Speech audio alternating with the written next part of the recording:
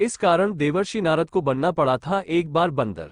श्री नारद बड़े ही तपस्वी और ज्ञानी ऋषि हुए, जिनके ज्ञान और तप की माता पार्वती भी प्रशंसक थी।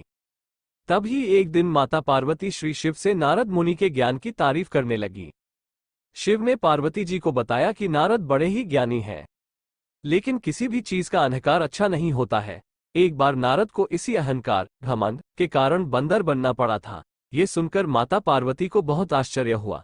उन्होंने श्री शिव भगवान से पूरा कारण जानना चाहा। तब श्री शिव ने बतलाया, इस संसार में कोई कितना ही बड़ा ज्ञानी हो, लेकिन श्री हरि जो चाहते हैं वो उसे बनना ही पड़ता है। नारद को एक बार अपने इसी तप और बुद्धि का अहंकार, घमंड हो गया था। इसलिए नारद को सबक सिखाने के लिए श्री विष्णु को एक युक्ति सूझी। हिमालय पर्वत में एक बड़ी पवित्र गुफा थी। उस गुफा के निकट ही गंगा जी बहती थी। वो परम पवित्र गुफा नारद जी को अत्यंत सुहावनी लगी। वहां पर के पर्वत, नदी और वन को देखकर उनके हृदय में श्री हरि विष्णु की भक्ति अत्यंत बलवती हो उठी और वे वहीं बैठकर तपस्या में लीन हो गए। नारद मुनि की इस तपस्या से देवराज इंद्र भयभीत हो गए कि कहीं देवर्षि नारद अपने तप के बल से उनका स्वर्ग नहीं छीन ले। इंद्र ने नारद की तपस्या भंग करने के लिए कामदेव को उनके पास भेज दिया। वहां पहुंचकर कामदेव ने अपनी माया से वसंत ऋतु को उत्पन्न कर दिया। पेड़ और पत्ते पर रंग बिरंगे फूल खिल गए, कोयले कूकने लगी और भौरे गुंजार करने लगे। कामाग्नि को भड़काने वाली शीतल, मंद, सुगंध सुहावनी हवा चलने लगी। रंभा आदि अप्सराएं नाचने लगी। किंतु कामदेव की किसी भी माया का नारद मुनि पर कुछ भी प्रभाव नहीं पड़ा। तब कामदेव को डर सताने लगा कि कहीं नारद मुझे शाप न दे दे। इसलिए उन्होंने श्री नारद से क्षमा मांगी। नारद मुनि को थोड़ा भी क्रोध नहीं आया और उन्होंने कामदेव को क्षमा कर दिया। कामदेव वापस अपने लोक में चले गए। कामदेव के चले जाने पर नारद मुनि के मन में अहंकार, घमंड हो गया कि मैंने कामदेव को जीत लिया। वहां से वे शिव जी के पास चले गए और उन्हें अपने कामदेव को हारने का हाल कह सुनाया। भगवान शिव समझ गए कि नारद को अहंकार हो गया है। शंकर जी ने सोचा कि यदि इनके अहंकार की बात विष्णु जी जान गए तो नारद के लिए अच्छा नहीं होगा। इसलिए उन्होंने नारद से कहा कि तुमने जो बात मुझे बताई है उसे श्री हरि को मत बताना। नारद जी को शिव जी की यह बात अच्छी नहीं लगी। उन्होंने सोचा कि आज तो मैंने कामदेव को हराया है और ये भी किसी को नहीं बताऊं।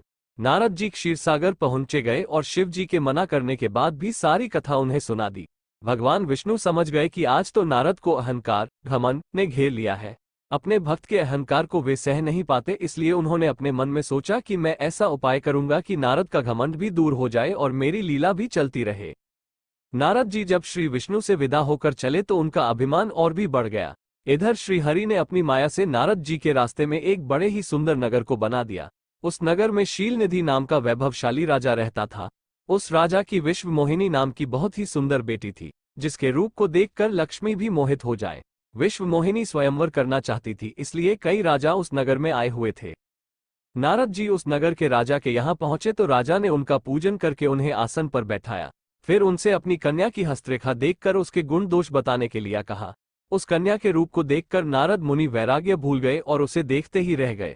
उस कन्या की हस्तरेखा बता रही थी कि उसके साथ जो विवाह करेगा वो अमर हो जाएगा, उसे संसार में कोई भी जीत नहीं सकेगा और संसार के समस्त जीव उसकी सेवा करेंगे।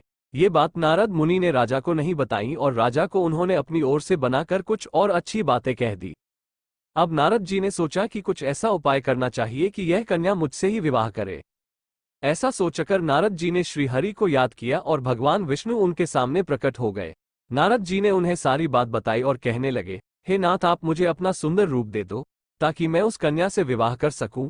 भगवान हरि ने कहा, हे नारद, हम वही करेंगे जिसमें तुम्हारी भलाई हो। ये सारी विष्णु जी की ही माया थी। विष्णु जी ने अपनी माया से नारद जी को बंदर का रूप दे दिया। नारद जी को ये बात समझ में नहीं आई। वो समझे कि मैं बहुत सुंदर लग रहा हूँ। वहां पर छिपे हुए शिव जी के दो गणों ने भी इस घटना को देख लिया। ऋषिराज नारद तत्काल विश्व मोहिनी के स्वयंवर में पहुंच गए और साथ ही शिव जी के वे दोनों गण भी ब्राह्मण का रूप बनाकर वहां पहुंच गए। वे दोनों गण नारद जी को सुनाकर कहने लगे कि भगवान ने इन्हें इतना सुंदर रूप दिया है कि राजकुमारी सिर्फ इन पर ही रीझेगी। उनकी बातों से नारद जी मन ही मन बहुत खुश हुए। स्वयं भगवान विष्णु भी उस स्वयंवर में एक राजा का रूप धारण कर आ गए। विश्व मोहिनी ने कुरूप नारद की तरफ देखा भी नहीं और राजा रूपी विष्णु के गले में वरमाला डाल दी। मोह के कारण नारद मुनि की बुद्धि नष्ट हो गई थी। राजकुमारी द्वारा अन्य राजा को वरमाला डालते देख वे परेशान हो उठे। उसी समय शिव जी के गणों ने ताना कसते हुए नारद जी से कहा, जरा दर्पण में अपना मुंह तो देखिए। मुनि ने जल में झांककर अपना मुंह देखा और अपनी कुरूपता देखकर गुस्सा हो उठे। गुस्से में आकर उन्होंने शिव जी के उन दोनों गणों को राक्षस हो जाने का शाप दे दिया। उन दोनों को शाप देने के बाद जब मुनि ने एक बार फिर से जल में अपना मुंह देखा तो उन्हें अपना असली रूप फिर से मिल चुका था।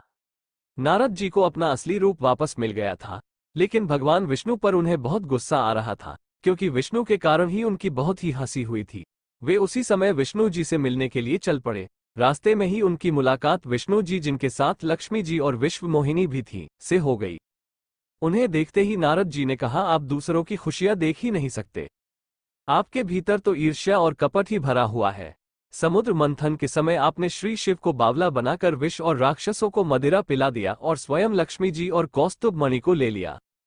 आप बड़े धोखेबाज और मतलबी हो, हमेशा कपट का व्यवहार करते हो। हमारे साथ जो किया है उसका फल जरूर पाओगे। आपने मनुष्य रूप धारण करके विश्व मोहिनी को प्राप्त किया है, इसलिए मैं आपको शाप देता हूं कि आपको मनुष्य जन्म लेना पड़ेगा। आपने हमें स्त्री से दूर किया है, इसलिए आपको भी स्त्री से दूरी का दुख सहना पड़ेगा, और आपने मुझको बंदर का रूप दिया, इसलिए आपको बंदरों से ही मदद लेना पड़े। नारद के शाप को श्री विष्णु ने पूरी तरह स्वीकार कर लिया और उन पर से अपनी माया को हटा लिया। माया के हट जाने से अपने द्वारा दिए शाप को याद करके नारद जी को बहुत दुख हुआ, किंतु दिया गया शाप वापस नहीं हो सकता था। इसीलिए श्री विष्णु को श्री राम के रूप में मनुष्य बनकर अवतरित होना पड़ा। शिवजी के उन दोनों गणों ने जब देखा कि नारद अब माया से मुक्त हो चुके हैं तो उन्होंने नारद जी के पास आकर और उनके चरणों में गिरकर कहा, हे मुनिराज, हम दोनों शिव जी के गण हैं। हमने बहुत बड़ा अपराध किया है जिसके कारण हमें आपसे शाप मिल चुका है। अब हमें अपने शाप से मुक्त करने की कृपा करें। नारद जी बोले, मेरा शाप झूठा नहीं हो सकता, इसलिए तुम दोनों रावण और कुंभकर्ण के रूप में महान ऐश्वर्यशाली, बलवान तथा तेजवान राक्षस बनोगे और अपनी भुजाओं के बल से पूरे विश्व पर विजय प्राप्त करोगे। उसी समय भगवान विष्णु राम के रूप में मनुष्य शरीर धारण करेंगे। युद्ध में तुम दोनों उनके हाथों से मारे जाओगे और तुम्हारी मुक्ति हो जाएगी।